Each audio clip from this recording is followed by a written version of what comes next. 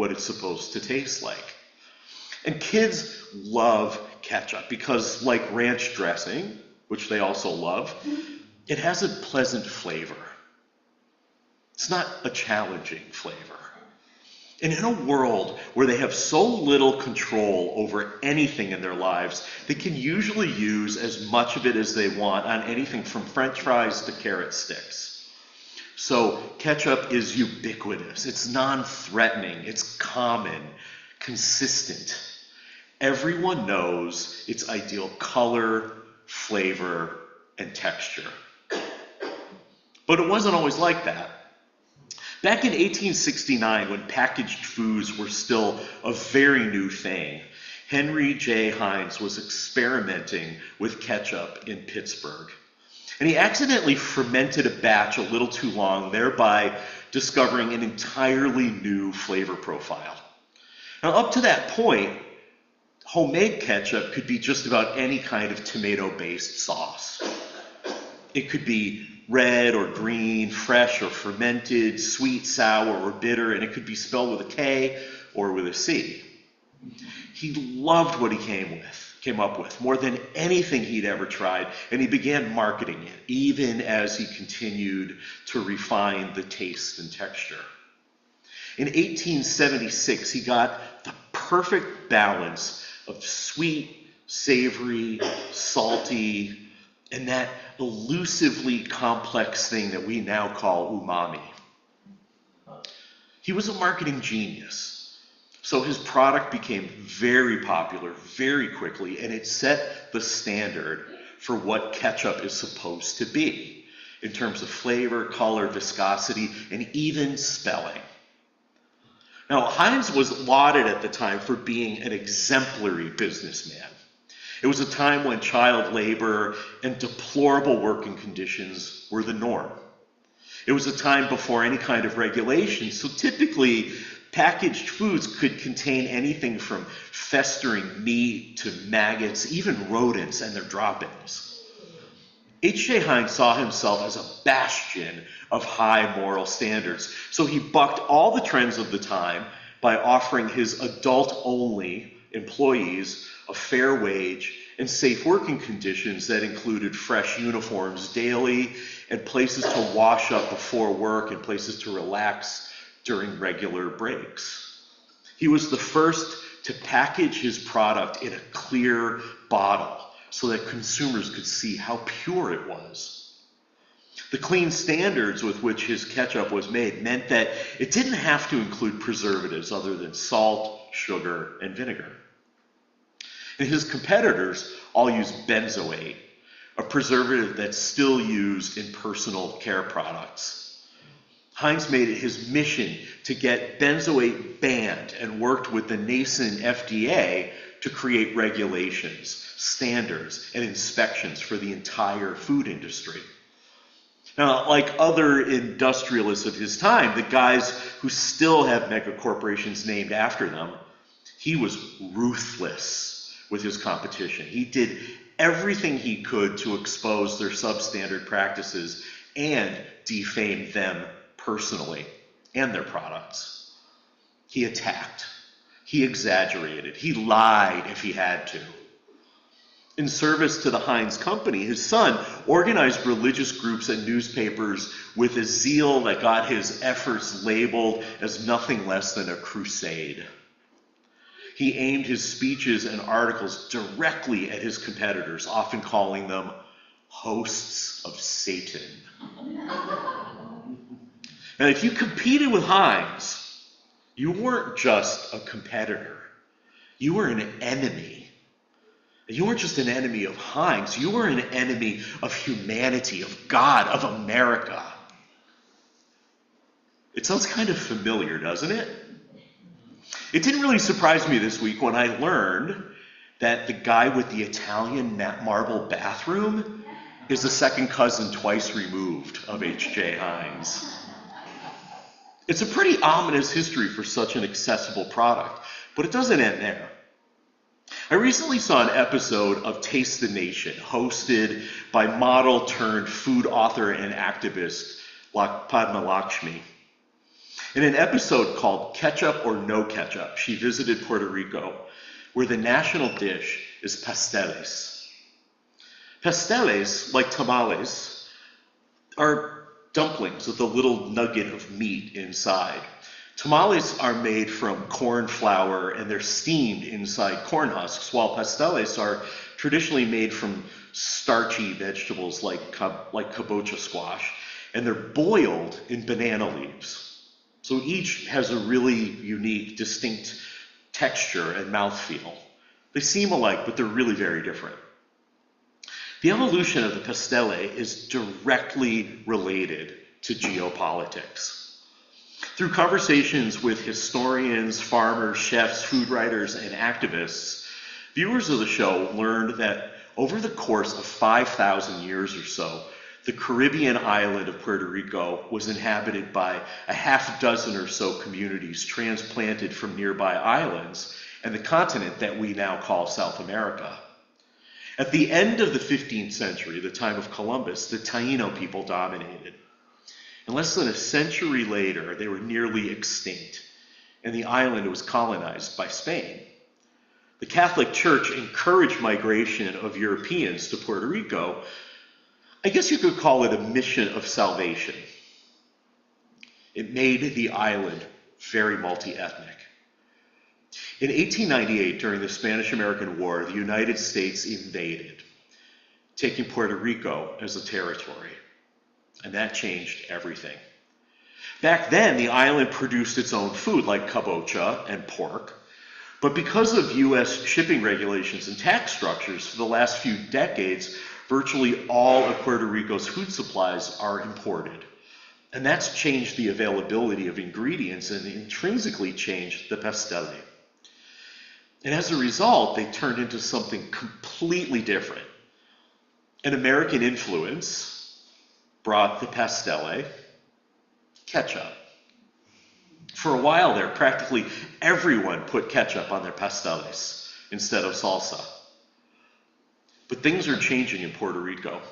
Since Hurricane Ivan, when Italian marble bathroom guy famously threw paper towels at people seeking assistance, the independence movement is growing. And residents are growing their own food, effectively boycotting the import industry.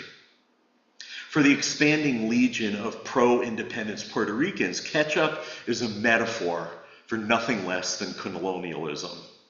To them, the universally loved condiment that was standardized in the United States and adopted by the world is a metaphor for the invasiveness of our political, cultural, and economic dominance.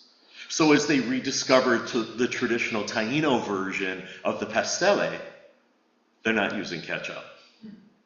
Like I said, ketchup is a metaphor for colonialism.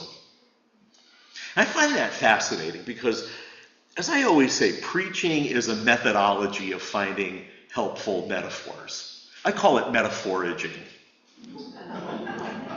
So what can we learn from these ketchup stories that can help us be more inviting as a congregation and maybe more just as a nation? I know you may have your answers that are probably better than mine, but here are my takeaways. First, if you give children something they like and let them have control over how and when they use it, they find comfort and familiarity throughout their lives. And they will be really, really loyal to that product, that thing. And it's not just products, right? It could be dipping sauce or theology. If they like it and have control over how they use it, that thing will belong to them. Second, when things appear simple but are actually quite complex and nuanced the way ketchup is, they're really compelling, like vanilla ice cream. You know, strong flavors like chocolate or mint can cover up a world of sins of low-quality ingredients. But with a scoop of simple vanilla, you can really taste the quality of not only the vanilla, but also the cream, the sugar, the egg. It can be a transcendent experience. I realized this concept recently. I'd heard that cardamom in coffee is a thing now. That all you have to do is grind 4 or 5 cardamom pods with your Java beans. And I love cardamom, so I gave it a whirl with just a tiny bit of honey to bring out the flavor. And oh my God, I was in heaven. That was how I made my coffee every single day for 2 weeks. And then I got sick of it. The cardamom and honey covered over the subtle, earthy, chocolatey, smoky, dark roast that I love. I learned that for me, plain coffee is so much more comforting in its familiarity. And that's the thing about these simple, familiar experiences of everyday life. They're comforting. As Barb said to Jim, they have a natural mellowing agent. And history is kind of like flavors. Now, on the surface, ketchup seems so innocuous in its universality. It seems inconsequential. But when you learn about its history and how it's affected the world, you find out that even something so simple can have a complicated, often stormy or violent history. Like Unitarian Universalism. On the surface, we look like a bunch of nice, generally well-educated, largely middle-class people, right? But we are so much more than that, so much more. And when we assume diversity instead of homogeneity and really express interest in the lives of newcomers without any preconceived notions about who they are or how they should belong, that's when newcomers become long-timers. Not only that, we have a pretty unseemly history ourselves. I mean, we've had apologetics for slavery and Jim Crow, support of eugenics, financial gains from systems of oppressions. These days, every single congregation has to make tough decisions that run counter to who we say we want to be in order to protect ourselves from frivolous lawsuits and the like. It can all leave a bad taste in your mouth. It can just diminish the comfort. The third takeaway for me about the story of ketchup is that when you try to copy something that is almost universally loved, it just doesn't work. Copying good ideas in different contexts is rarely effective. A couple weeks ago, I talked about how what we do here on Sunday kind of looks like Protestant church to the casual observer. But we aren't that. We're different. We would rather ask questions than accept a shared set of beliefs that we might not understand. We value faith and humanity, the scientific method, the wisdom of literature and art, and the order of the universe. We try to make this, sometimes I worry, just Protestantism but without the creed. And if we do that, it's kind of like trying to make ketchup without the sugar or the umami. It's just not right. That's why I'm so enthusiastic about creating our own rituals, our own traditions, our own holidays that reflect and reinforce our shared values and our uniqueness as individuals.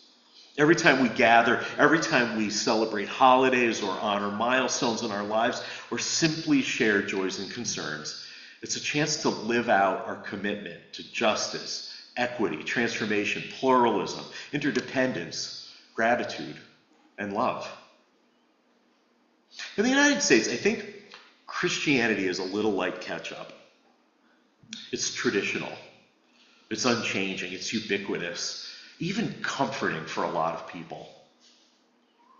But at the same time, a lot of people are turning away from it, recognizing the problems with it, the way many people no longer eat ketchup because of the corn syrup. They're reaching for spicier sriracha as they seek more exotic spirituality. Maybe Unitarian Universalism is more like mustard. You know, simple, honest, accessible, but not everybody's taste. So simple that if you really pay attention to the quality of the contents, It can be absolutely transcendent. And you can make it at home, but it's so much more enjoyable and effective when shared. Best of all, you don't have to drive in the back of a Rolls Royce to participate. Please rise now in body or in spirit and open your gray hymnals to number 380.